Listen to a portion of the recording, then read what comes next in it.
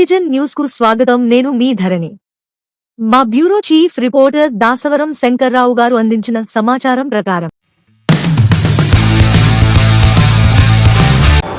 నమస్తే, నేను మీ శివశంకర్రావు.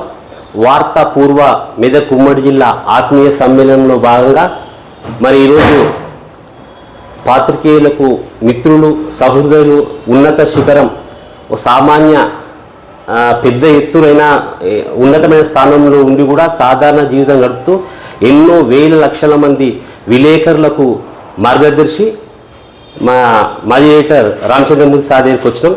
సార్ నమస్కారం. సార్ బాగున్నా సార్? బాగుంటుంది సార్. మీరు పాత్రికేయ ప్రస్థానం ఎట్లయింది సార్? నేను ఇక్కడ జర్నలిజం చదివాను ఉస్మానియాలో. సార్ ఉస్మానియాలో జర్నలిజం స్టూడెంట్ని. సార్ అక్కడి నుంచి కొంతకాలం ఇండియన్ ఎక్స్ప్రెస్లో పనిచేసా. సార్ దాని తర్వాత ఆంధ్రప్రభ బెంగళూరు ఎడిషన్లో పనిచేశాను. సార్ బెంగళూరు ఎడిషన్లో అప్రెంటిస్ చేరా 1975లో. అప్పటి నుంచి ప్రస్థానం సాగుతుంది. అక్కడ 4 ఏళ్ళు పనిచేసిన తర్వాత విజయవాడ ట్రాన్స్ఫర్ అయినా. విజయవాడలో 5 ఏళ్ళు ఆంధ్రప్రభలో పనిచేసిన తర్వాత ఉదయం పెట్టారు ఏబిక ప్రసాద్ గారు. ఉదయంలో చేరాను. ఉదయంలో రిజిస్ట్రేషన్ రేట్గా అక్కడ ఉన్న విజయవాడలో. అక్కడి నుంచి హైదరాబాద్ వచ్చి ఎయిట్గా. అక్కడి నుంచి ఢిల్లీకి వెళ్ళా ఆంధ్రజ్యోతి బ్యూరో చీఫ్గా. అంత మళ్ళీ హైదరాబాద్ వచ్చా ఉదయం ఎయిట్గా. ఉదయం మూతపడింది 1 సంవత్సరం తర్వాత. దాని తర్వాత పద్మాలయ స్టూడియోస్లో కొంతకాలం 2 ఇయర్స్ డైరెక్ట్ కమ్ ప్రొడ్యూసర్గా పనిచేశాను. అంటే టీవీ, పద్మాలయ టీవీకి పొద్దున్నే పేపర్ చదవటం, పేపర్ ఎన్నెల్లి చేయటం అనేది కార్యక్రమం మొట్టమొదటి అక్కడే మొదలైంది. ఆ కార్యక్రమం నేను కొంతమంది ఉండేవాళ్ళం. అది చేసినప్పుడు ఒకసారి గిరీష్ సింగ్ గారు కవర్ పెట్టారు. కవర్ పెట్టి అంటే ఎంపీకే గారు పేపర్ మొదలుపెట్టారు, ఆయన నిజం చేశారు, మీరు చేరాలని. అప్పుడు నేను చేరాను. ఏపీకే ప్రసాద్ గారు మొదలుపెట్టి నేను ఎయిట్గా కావటం, ఆయన పోయిన తర్వాత రెండోసారి ఉదయంలో ఆయన వ్యవస్థాపక సంపాదకుడు ఏపీకే ప్రసాద్ గారు. ఆయన తర్వాత 8 అనేది నేనే. కొంతకాలం యజమాని దాసనాన్న గారు చీఫ్ ఎడిటర్ వేసుకున్నాడు, కానీ జర్నలిస్ట్గా ఉండి 8 అనేది నేనే. దాని తర్వాత ఇక్కడ వార్తలు కూడా ఆయన మొదలుపెట్టిన తర్వాత కొంతకాలం అంతా వెళ్ళిపోయారు. నేను 8 అయినా. వెళ్ళినప్పుడు సర్క్యులేషన్ 1,50,000 అంతా ఉండేది. యజమాని బాగుండేవాడు, స్వీట్ ఇచ్చేవాడు, మంచి రిపోర్టింగ్ నెట్వర్క్ ఉండేది. మల్లిపల్లి లక్ష్మణ్ గారు చేరాడు, సాయిబాబు గారు ఉండేవారు చీఫ్ బ్యూరో చీఫ్గా. అప్పుడు చాలా ప్రయోగాలు చేశాం. తెలంగాణ ఉద్యమం కోసం వ్యసలాయించాం, దళిత ఉద్యమం కోసం వ్యసలాయించాం, విద్యుత్ సంక్షోభం ఏర్పడితే విద్యుత్ సంస్కరణను ప్రవేశపెడితే దానికి వ్యతిరేకంగా నేనే 16 వ్యాసాలు రాసి ప్రజలు దాన్ని విద్యుత్ వలయమని దాని తర్వాత పుస్తకం వేసాం. అంటే ఈ విద్యుత్ మండలిని తీర్చడం, 2 చేయడం, ట్రాన్స్కోడ్ జనుకొని పెట్టడం, వరల్డ్ బ్యాంక్ చెప్పినట్టు వింటాం. ఆ ప్రయోగాలని చంద్రబాబు చేశారు. ఆ ప్రయోగాలకు వ్యతిరేకంగా నష్టం అని చెప్పి నేను ఫస్ట్ పేజ్లో రాశాలని చెప్పి పుస్తకం వేశాను. దాని తర్వాత చంద్రబాబు ప్రసాద్ అని ఢిల్లీలో ఉండేవాడు మిత్రుడు, ఆయన చేత డైరీ రాయించాం. ఎవ్రీ వీక్ ఆయన డైరీ రాసేవాడు. ఆయన అట్లా ఏ పత్రికలో, ముఖ్యంగా ఆంధ్రప్రదేశ్లో ఏ పత్రికలో కూడా అట్లా రాలే. నేను మానేసిన తర్వాత అది కూడా మానేశాడు. ఆయన కూడా నేను ఉన్నందుకు నడిచింది. 5 ఏళ్ళు నడుచున్నది. దళిత ఎవ్రీ వీక్ దళిత పాయింట్ ఆఫ్ వ్యూ నుంచి. ఆయన దళిత మేధావి ఢిల్లీ ఉంటాడు, అది రాసేవాడు. ఆయన ఒకసారి హైదరాబాద్ వస్తే ఒకసారి హోటల్లో మీటింగ్ పెట్టాం, డిన్నర్ పెట్టాం. దాంట్లో నేను తప్ప అందరు దళితులే. అందరూ 200 మంది ఐఏఎస్ ఆఫీసర్లు, గ్రూప్ 1 ఆఫీసర్లు, పోలీస్ ఆఫీసర్స్, ప్రిన్సిపాల్స్, టీచర్స్ చాలామంది వచ్చారు. అంటే ఆంధ్రపత్రిక మన వార్తాపత్రిక అభిమానం అన్నమాట అందరూ. ఈ ఢిల్లీ చదివేవాడు, చంద్రబాబు ప్రసాద్ కలుసుకోవాలని కోరుకునేవాడు, ఆయనతో మాట్లాడాలని కోరుకునేవాడు వచ్చారు. దాని తర్వాత అది బాగా జరిగింది. దళిత పక్షపాతం, తెలంగాణ పక్షపాతం, నక్సలైట్ల ఎన్కౌంటర్ జరిగేది అప్పుడు. అవును సార్. ఉదయాన్నే ఉండేది, కంటిన్యూ చేసాం. ఉదయాన్నే కూడా ఉండేది ఇది. అవును. అప్పుడు ఏంటంటే నక్సలైట్ ఎన్కౌంటర్ జరిగితే మాకు ఫస్ట్ ఫోన్ వచ్చేది. ఇందాక రీసెంట్ కూడా చెప్పారు. అవును సార్. ఫోన్ వస్తే ఎన్కౌంటర్ జరిగిన వెంటనే పోలీస్ రిపోర్ట్ వచ్చేది. డబ్బులు కలం వేసేవాళ్ళం. పట్టిపెద్ద పలానా వాడు ఎన్కౌంటర్ అయ్యాడు, ఆయన పక్కన సాహిత్యం దొరికింది అని చెప్తారు మామూలుగా పోలీసులు. నక్సలైట్ సాహిత్యం దొరికింది, గన్ దొరికిందని చెప్తారు, రాసేవాళ్ళం. అంతా బాలగోపాల్ పోయి అక్కడికి పోయి పచ్చని చేసేవాడు, అటు పోయి. అది ఆయన వచ్చి ప్రెస్ కాన్ఫరెన్స్ పెట్టాడు. అది 4 కాళ్ళు వేసేవాళ్ళం. వివరంగా ప్రతివాడు బాలగోపాల్ చెప్పిన ప్రతివాడు వేసేవాళ్ళం. అంటే మేము నక్సలైట్ల తరఫున అక్కడ తప్పించుకోకపోయినా కూడా వాళ్ళు దేశం కోసం, ప్రజల కోసం త్యాగాలు చేస్తున్నారు అనే అభిప్రాయం కలిగేది. అది కూడా ఇచ్చాం పౌర హక్కుల గురించి. దాని తర్వాత వార్తలో ఉన్నప్పుడు చాలామంది చేత వ్యాసాలు రాయించాను. నేను వార్తలో ఉన్నప్పుడు జయశంకర్ చేత, కోదండం చేత, దాని తర్వాత విద్యాధరరావు చేత, ఇంకా అట్లా చాలామంది చేత వ్యాసాలు రాయించాను. అంటే మొదటి వ్యాసం వాళ్ళు ఆంధ్రపత్రికలో రాయటం తెలుగులో, దాని తర్వాత వరుసగా రాయటం, ఒక పత్రికలో వార్తల్లో రాయటం. ఇంతకుముందు తెలుగులో ఎప్పుడు వ్యాసాలు రాయాలి, తెలుగు పత్రికలు వ్యాసాలు రాయాలి. ఫస్ట్ రాసిన వాళ్ళు, అట్లా రాసిన వాళ్ళు కంటిన్యూ అయ్యారు. వార్తలో 5 ఏళ్ళు వాళ్ళు కంటిన్యూ అయ్యారు, సరస్గా రాశారు. అంత పట్టాభిరామ్ గారు మెజిషియన్ దగ్గరికి వచ్చాడు. ఆయన అసలు మాట్లాడుకుంటే, మీరు మెజిషియనే కాదు, మీరు బాగా మాట్లాడతారు, మీరు పర్సనాలిటీ ద్వారా మీరు రాయడని చెప్పారు. వ్యక్తిత్వ వికాసం మీద రాయటం మొదలుపెట్టాడు ఆయన. ఈ రోజున పట్టాభిరామ్ గారు సెలబ్రిటీ రైటర్. అంటే పుస్తకాలు పైన రాశాడు వ్యక్తిత్వ వికాసం మీద. ఆయన ఇప్పుడు ఎంఎస్కో వాళ్ళకి పబ్లిషర్, వాళ్ళకి పబ్లిషర్ ఎంఎస్కో వాళ్ళు. పుస్తకాల ప్రదర్శన జరిగితే విజయవాడలో కానీ హైదరాబాద్లో కానీ జరిగితే ఎంఎస్కో స్టార్ట్ ఉంది కదా, దాంట్లో పట్టాభిరామ్ బొమ్మలే ఉంటుంది మొత్తం. పట్టాభిరామ్ పుస్తకాలే అమ్ముతాం. అంటే అంత పబ్లిసిటీ వచ్చిందన్నమాట. అంత ఆ రంగంలో అంత పైకి వెళ్ళాను. అది కూడా మా ఖాతాలో వేసుకోవచ్చు, మా విజయం కింద లెక్క. పట్టాభిరామ్ రాసినా కూడా ఆయన మోటివేట్ చేసింది, చెప్పింది, సలహా ఇచ్చింది నేనే కాబట్టి అది కూడా మేము అచీవ్మెంట్గా వేసుకుంటాం. ఇంకా దళితుల సమస్య మీద వ్యాసాలు రాయించి దళిత ప్రముఖులతో, ప్రొఫెసర్లు, లీడర్స్, ప్రిన్సిపాల్స్, ఐఏఎస్ ఆఫీసర్స్ వ్యాసాలు రాయించి మణిపల్లి లక్షణ చేత ఎడిట్ చేయించి ప్రస్తుతం వేరే రోజు వేసేవాళ్ళం. బాటం స్టోరీ పట్టిపేరులో అది కూడా పుస్తకం వేసామని, అది ఒక పుస్తకం వచ్చింది. అంటే దీంతో వచ్చిన వ్యాసాలు ఒక పుస్తకంగా రావటం మనం గుర్తుండగానే, మనం ఉండగానే విశేషం అనమాట. కొన్ని రంగాల్లో ఇప్పుడు హ్యూమన్ రైట్స్ విషయంలో మనం ముందుండేవాళ్ళం, దళిత విషయంలో మనం ముందుండేవాళ్ళం, ముస్లిమ్స్ మీద అత్యాచారం జరిగితే మనం ముందుండేవాళ్ళం, నక్సలైట్ ఉద్యమంలో మనం ముందుండేవాళ్ళం. ఇంకా ఏ కొత్త విషయం జరిగినా కూడా మనం ముందుండేవాళ్ళం. నేను చివరికి మానేసే ముందు పాఠకులతో ముఖాముఖి అని చెప్పి రాష్ట్రం మొత్తం పర్యటించాను, అన్ని చోట్ల. విజయవాడ, విశాఖపట్నం, రాజమండ్రి, కడప, అనంతపురం, అన్నీ మొత్తం వరంగల్, కరీంనగర్, అన్ని చోట్ల పోయినాం. చివరి స్టేషన్ తిరుపతి. అంటే ఏంటి, మీరు పేపర్ నచ్చుతుందా, పేపర్ ఏం నచ్చింది, ఏం నచ్చలేదు, మీరు ఏం కావాలని కోరుకుంటున్నారు. పాఠకులతో ముఖాముఖి పెట్టిన పత్రిక ఏది లేదు.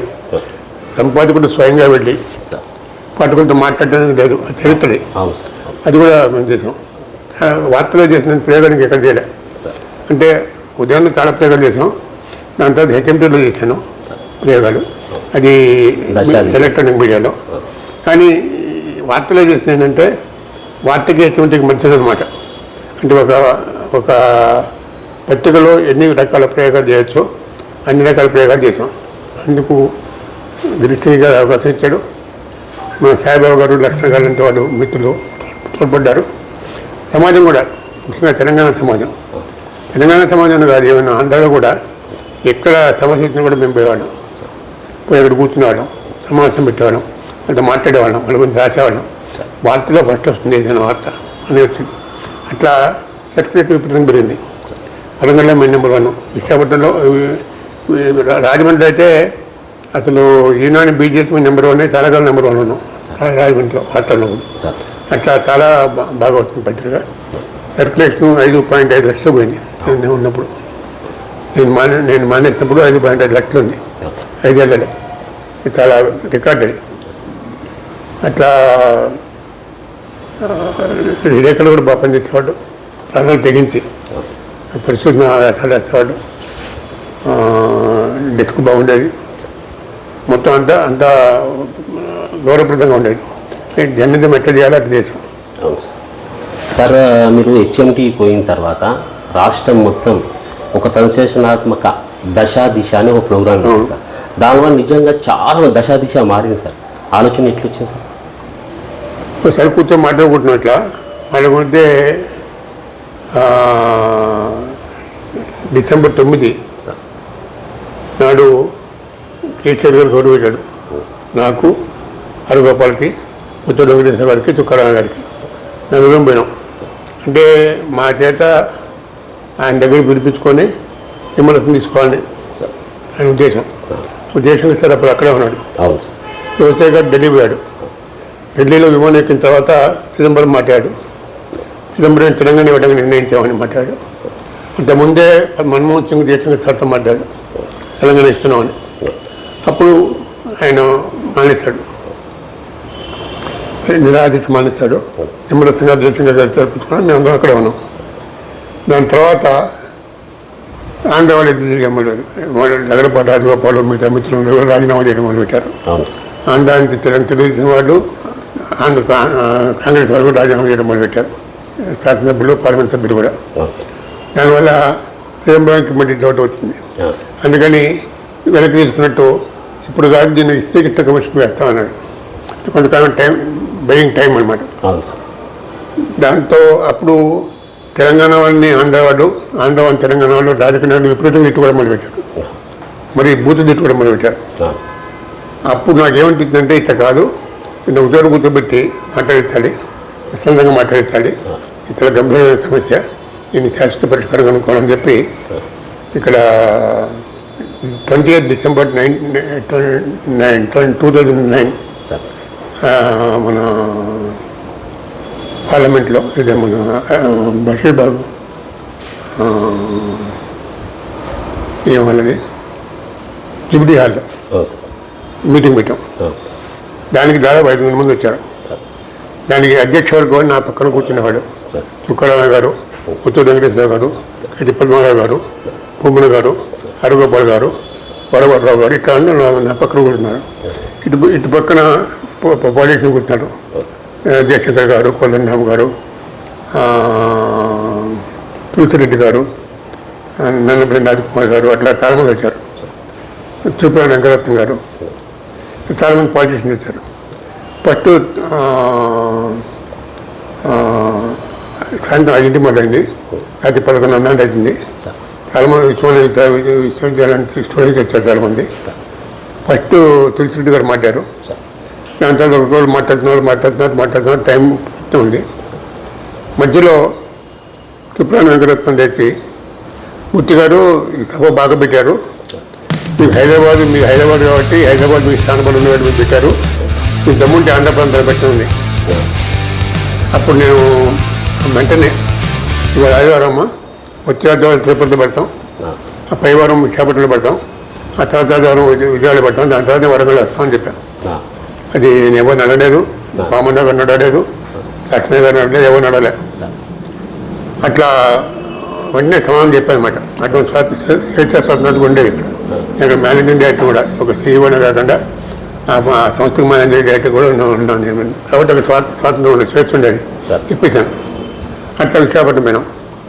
ఆ ఫార్మాట్ ఏంటంటే, విశాఖపట్నంలో కానీ ఆంధ్రాలో ఎక్కడ జరిగితే తెలంగాణకి ఒక మేధావి వచ్చి మేము తెలంగాణ ఎందుకు కొనుక్కుంటున్నాం చెప్పాలి, అరగంట సేపు మాట్లాడి. బట్ ఎంత ఆవేశం ఉన్నా కూడా ఈ అరగంట వినాలి, చెప్పింది వినాలి. అట్లాగే తెలంగాణలో జరిగినప్పుడు ఆంధ్ర నుంచి ఒక మేధావి వచ్చి మేము సమైక్యాంతం ఉండాలని ఎందుకు కోరుకుంటున్నాం అని చెప్పాలి అరగంట. అలా మాట్లాడింది ఎవరైనా మా మాటలను కూర్చోవస్తుంది. ఇది వరంగల్ సభలో కృష్ణమూర్తి గారిని గొడవ చేశారు. కానీ అక్కడ దాస్ గారని ప్రొఫెసర్ దాస్ అని వచ్చాడు విజయవాడకి. ఆయన అరగంట మాట్లాడినా నోరు మూసుకుని కూర్చున్నారు కృష్ణమూర్తి వాడు. అంటే నేను గుంటూరు పోయినప్పుడు శివప్రసాద్ ఏదైతే మాట్లాడుతున్నాడు శివప్రసాద్ కూర్చున్నాడు నేను మా ఊరికి నందా బయట అనలే. నేను అంత ముందు 10 ఏళ్ళు ఆంధ్రలో పనిచేయటం మొత్తం అందరికీ తెలిసి కావడం చిత్రాన్ని కావటం వల్ల అందులో నేను ఈ ముఖాముఖి పేరున పాటకొట్ట ముఖాముఖి పేరున రాష్ట్రం తిరిగాను. నేను తెలిసినాం కాబట్టి నేను రెస్పెక్ట్ ఇచ్చారు, నాకు చేశారు. దానివల్ల ఏం జరిగిందంటే చాలా చోట్ల అమర్ గారు వచ్చాడు, తుకారాం గారు వచ్చాడు, ప్రకాష్ విశాఖపట్నం ప్రకాష్ వచ్చాడు, వి ప్రకాష్. దాని తర్వాత హరగోపాల్ గారు అమర్ గారు ఇద్దరు కలిసి విశాఖపట్నం వచ్చారు. తుకారాం గారు, మృణాని గారు, హోల్గా గారు విజయవాడ వచ్చారు. ఇట్లా అన్ని జిల్లాల్లో పెట్టాం. 20 మీటింగ్, హైదరాబాద్లో 3 మీటింగ్లు, ఒకసారి జూబ్లీ హాల్ ఒకటి, అంత మర్చెంట్స్ హాల్ ఒకటి, అంత చార్మినార్ దగ్గర ఒక మీటింగ్ ఓల్డ్ సిటీలో. హైదరాబాద్లో 3 మీటింగులు, జిల్లాలో 22 మీటింగులు, మొత్తం 25 మీటింగ్లు పెట్టాం. దాని తర్వాత సీక్రెట్ కమిషన్ నివేదిక ఇచ్చాం, మొత్తం ఈ రీల్స్ అని ఇచ్చాం, ఈ వీడియోలన్నీ సీక్రెట్ కమిషన్కి ఇచ్చాం. సీక్రెట్ కమిషన్ వాళ్ళు అంతా చూశారు, చూసినట్టు మాకు రాశారు, ఉత్తరం కూడా రాశాము. మీరు చెప్పిన విన్నాం, మేము పని చేసాం మీరని. దానివల్ల ఏంటంటే తెలంగాణను ఎందుకు కోరుకుంటున్నారు, తెలంగాణ అనేది ఆంధ్రాలో తెలిసింది. ఆంధ్రాలో సమైక్యంగా ఉండాలని ఎందుకు కోరుకుంటున్నారని తెలంగాణలో తెలిసింది. యాక్చువల్ విభజన జరిగినప్పుడు వైలెన్స్ లేదు, గొడవలు.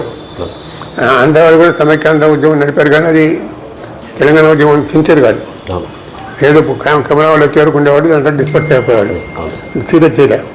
తెలంగాణ అనేది ప్రాణత్యాగం చేశారు, చాలామంది విద్యార్థులు చచ్చిపోయారు, విద్యార్థులు చచ్చిపోయారు. అది చాలా సీరియస్ జరిగింది. సీరియస్నెస్ సోనియా గాంధీ గుర్తించారు. సోనియా గాంధీ నిర్ణయం తెలంగాణ వచ్చింది. సోనియా గాంధీ తెలంగాణ వాళ్ళు నిర్ణయించారు. కాంగ్రెస్ ఎవరు దానికి జాగ్రత్తగా అందరూ వ్యతిరేకించారు. ఈవెన్ హోమ్ మినిస్టర్ కూడా అనుకూలంగా లేడు, ప్రణబ్ ముఖర్జీ అనుకూలంగా లేడు, ఎవరు అనుకూలంగా లేరు. ఆయన కూడా అటు పోయాలనుకోండి, ఎంతమంది పోతున్నారు, అన్యాయంగా పోతున్నారని పోయి ఇచ్చారు. సరే, మీరు విజ్ఞాన సర్వస్వం, మీరు ఇరాన్కి ఒకసారి వెళ్ళారు. ఇరాన్కి వెళ్ళినప్పుడు నేను ఫోటో చూసినాం, ఇది ఇంటర్నేషనల్ గ్రంథాలయం దగ్గర నిలబడి ఫోటో తీసి.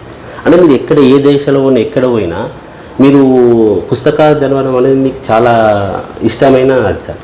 అంటే ఎప్పటి నుంచి వచ్చింది సార్? చిన్న నుంచి పుస్తకాలు అలవాటే సార్.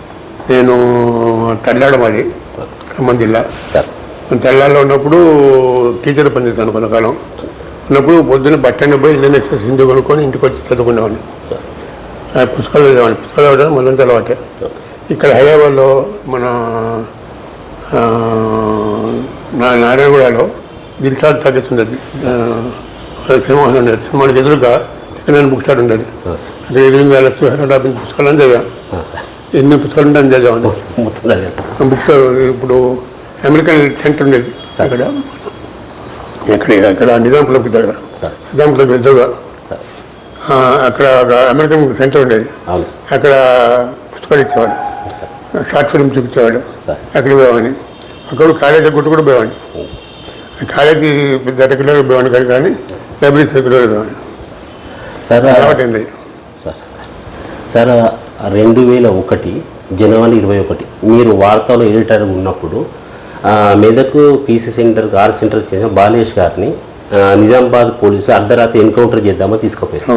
మీరు ఆ రోజు ఎడిటర్గా ఉన్నప్పుడు మీకు సమాచారం తెలియగానే జెమినీలో అప్పుడు రవిప్రకాష్ సార్ మార్నింగ్ నుంచి చెప్తుంటే కేవలం బాలేష్ గారి కోసమే మీ ఇంటర్వ్యూకి వచ్చినారు. అందరికి తెలియాలి, సమాజానికి తెలియాలని చెప్పి ఇంటర్వ్యూకి వచ్చి అక్కడ నుంచి లైవ్లో దేవేందర్ గౌడ్ గారికి కూడా అప్పుడు హోమ్ మినిస్టర్ దేవేందర్ గౌడ్ గారు ఆయన ఫోన్ చేశారు. అప్పుడు కూడా నాకు తెలిసి మీరు మాట్లాడేది సార్. ఎట్లా సార్?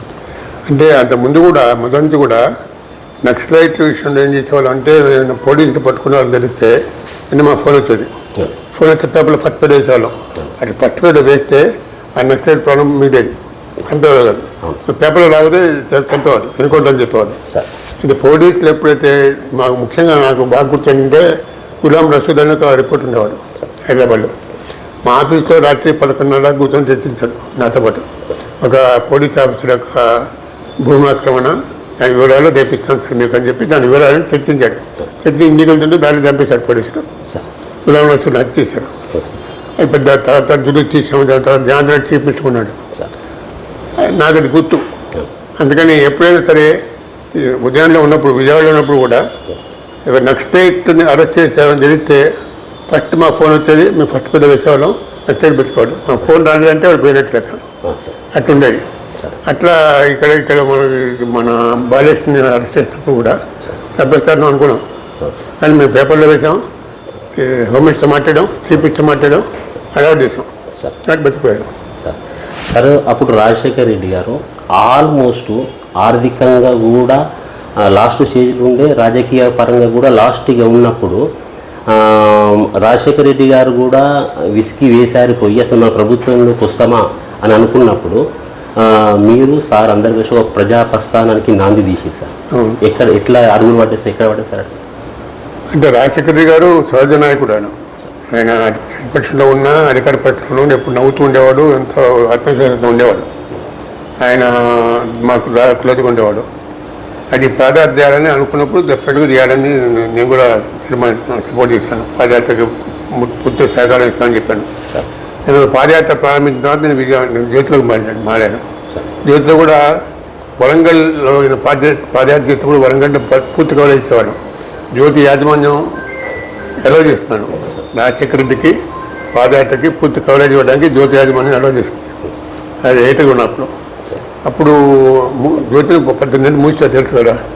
మూసిన తర్వాత నేను పోయి తెరిపించాను. రాధాకృష్ణ గారు కొన్నాడు, నేను ఏటగా ఉన్నాను. దాని తర్వాత శ్రీనివాస్ గారు వాళ్ళందరూ చేరారు. బాగా జరిగింది. అప్పుడు పాదయాత్ర కొనసాగినంత కాలం ఎవ్రీడే డైరీలో రాశాడు. ఇక్కడ మన మూర్తి అని ఉండేవాడు, వైఎస్ఆర్ మూర్తి అని వార్తలో.